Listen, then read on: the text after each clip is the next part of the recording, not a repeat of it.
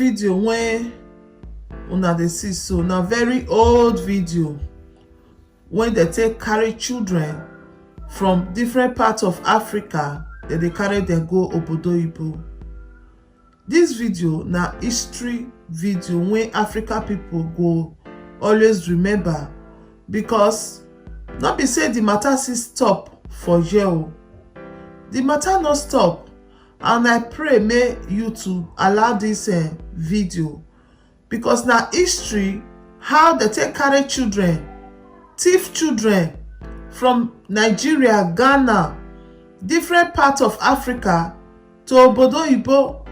They put them for inside cargo flight.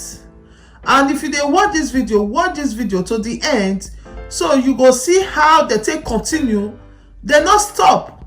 How they take they meet individual, take they connive with Africa people, they carry people children.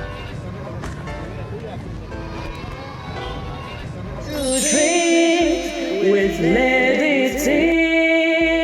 Everyone, welcome back to this YouTube channel. True Dreams with Lady T. Is your sister, your friend, is your girl. If this is your first time you just did get post for YouTube, you just come across this channel, please consider to hit the subscribe button, click on the notification bell so you will know anytime we put video here. Thank you so much for coming around again, and God bless you. For this our channel na tori now we dey talk, and now pidgin English we take dey knack our tori for here. So today we want to talk about the children wey they take for Africa, and anybody wey be say you get children for European country, especially this country where we dey, so they try to be careful and make it take care of our children, because this matter don't they go far. And in short, we don't fit talk about this video when be say I play the voice record of the Oyibo couple when be say that they do this thing, they take her as personal business.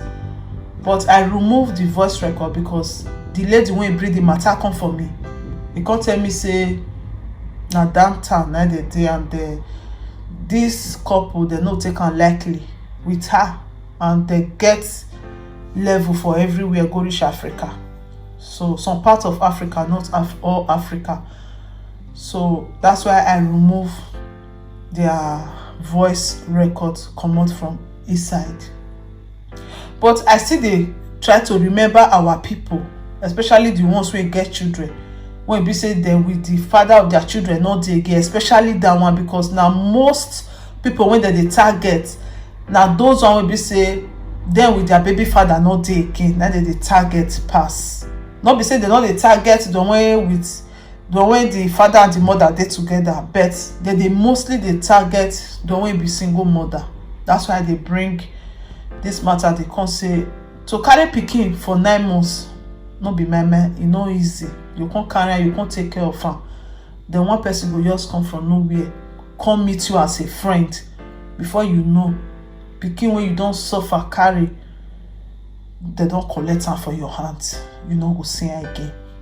Now waiting they touch person, and they bring this story they come to remember or say make everybody they calculate well. Now if you see this flight when they load with children, when I say children full inside this flight, now cargo flight when they carry load, then they take load all these children, they put them for inside there, and that flight they fly to another European or obodo oyibo country. But they come got to control the flight, the cargo flight. They can't discover say now children now full inside. They can't say that they call on all Africa people, make they can't check whether their children where they find they inside. When I see all the children the way that they cry, now all the children be this one.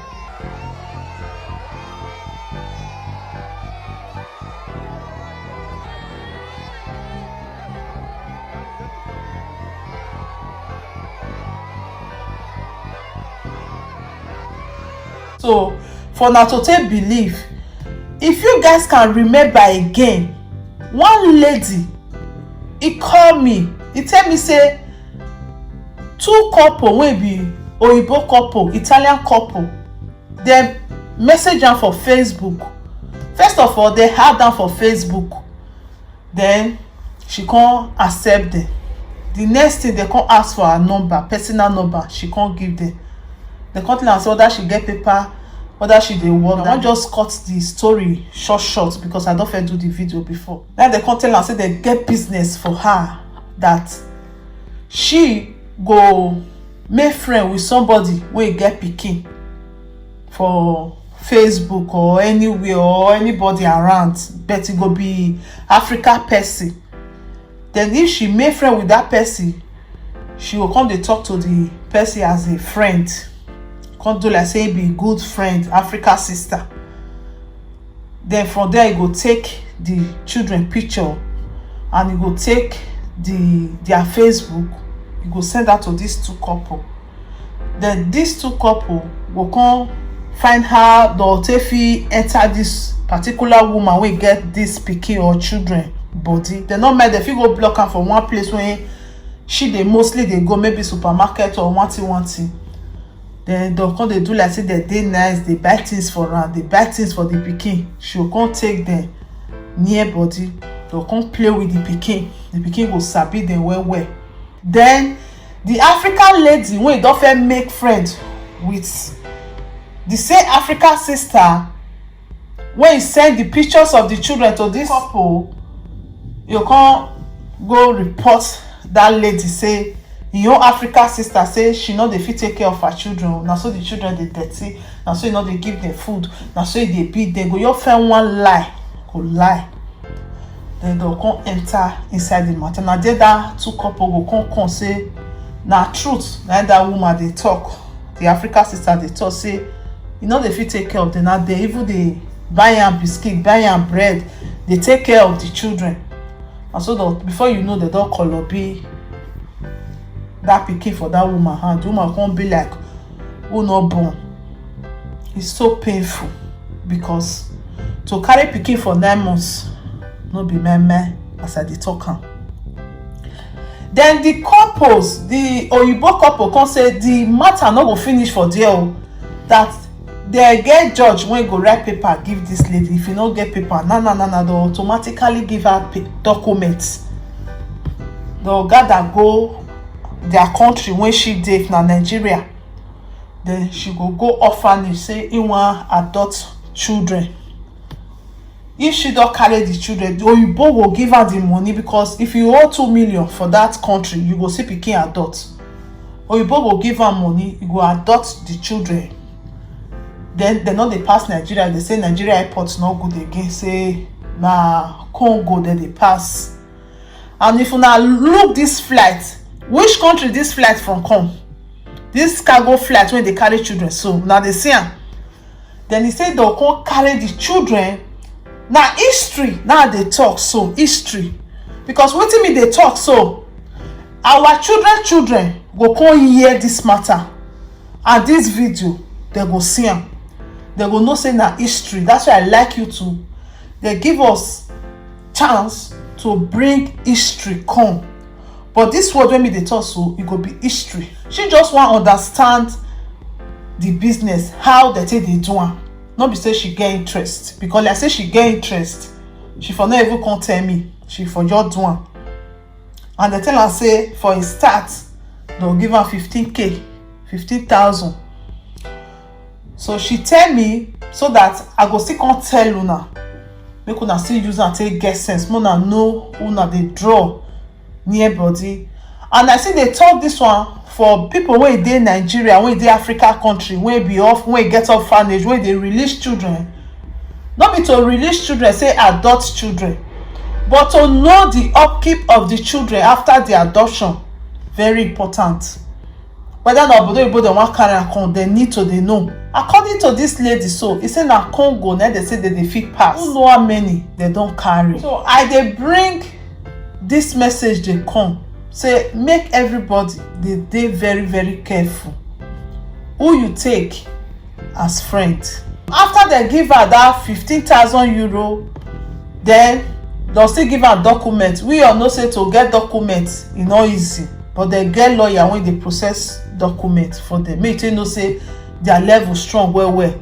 Their lawyers stand for their give back to give anybody document. According to this lady, say they say now the first time when they do this business, but they say no, it don't tell when they do and they come. That the woman wey they use say he died for motor accident for Nigeria. So they need somebody now. That made them carry this business, come meet her. If she go do that, if she go do, she will come rich. Now she say she don't need that kind of money. That make her bring this matter come. And that woman now, when they say he died for motor accident, maybe that woman, he not really died for motor accident. Maybe they say kiri. They just want lie. Because if you now remember, you get two women when they cash, when they say they cash them, when they go sell pikin, the woman want go buy pikin. And one of the woman, they say na Italy, he from come. The video go viral that time. So now the video now still come put for here. So this woman they kiri because this woman they say na Italy, he from come. How much is this? 1 what? 1.1 million. Okay, this 1.1 million. What do you want to use it to do? I never see this. I say, what do you want? What did you come to do with 1.1 million? She called me to come and see the baby now. That's why I paid it. You will not pay. Huh? You will do what? I will not pay the money to her. For who? To who? So I don't even know her name, sir. Right, so now you will pay what? How much to her? Huh? It's 1 1 what? 1 what? 1.1 million. Okay. Now this 1.1 million. Who are you going to give the 1.1? Huh? Which auntie? Huh? First year. Huh? To bring the baby to you. Okay. Now I think we okay for her. Auntie Ify, which person baby you want to pay the money for? I never seen the baby. Somebody that called me. That is why. Who called you? The number is Because calling me that. somebody has What You is her want to name? sell. Yes. Oh, you wait. The person called you that there is a baby available for sale. At how much? The person tell you 950. so I told her. Before you now tell this one, you tell her 1 million. You tell her how much? This one, you now tell this one how much? 1. Huh? 1 like 1 what? 1 million what? 1 million. 1 million one waiting. Okay, that's what will come. So this why you are here now is to pay for the baby with this money. What do you come here to do with this money? I said, What do you come here to do with this 1 million one? so I said if I see the woman that gave me if I see the child, my husband and wife. One buy. Okay, let them give you this money. Who is the person who give you the money? What is the name?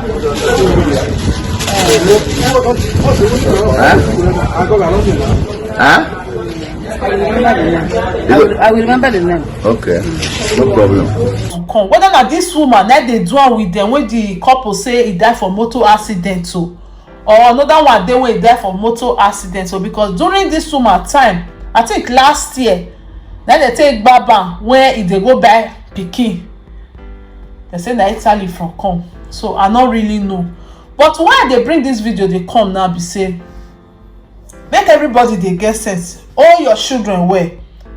Men who dey come meet you and say he wan come help you.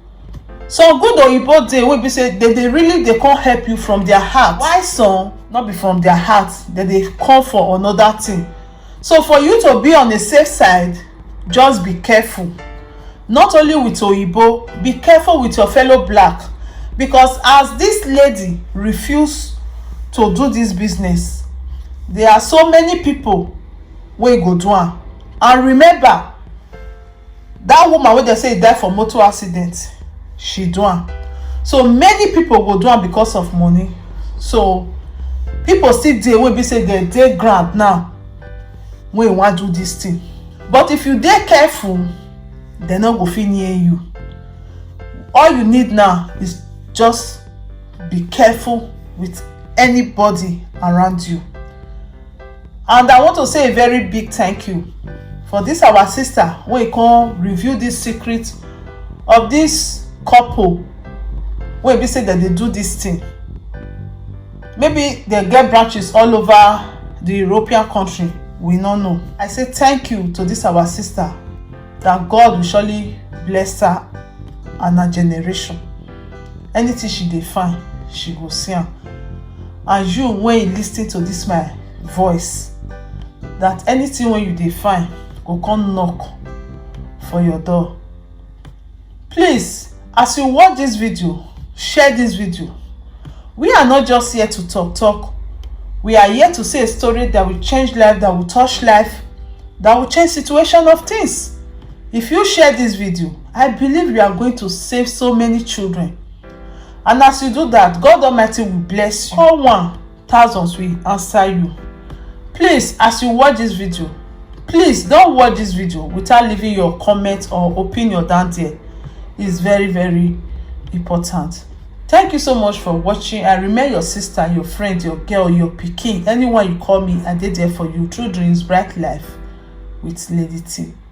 If you have not subscribed to our channel, please consider to hit the subscribe button, click on the notification bell, so you will know anytime we put video here, and you will not also miss any of our video. Thank you guys, and see you on our next video. Ciao, ciao. There is anything that is bothering you, my friend. Please say it so others will learn. Bring it to True Dreams with Lady T, and God will be your strength. Bring it to True Dreams.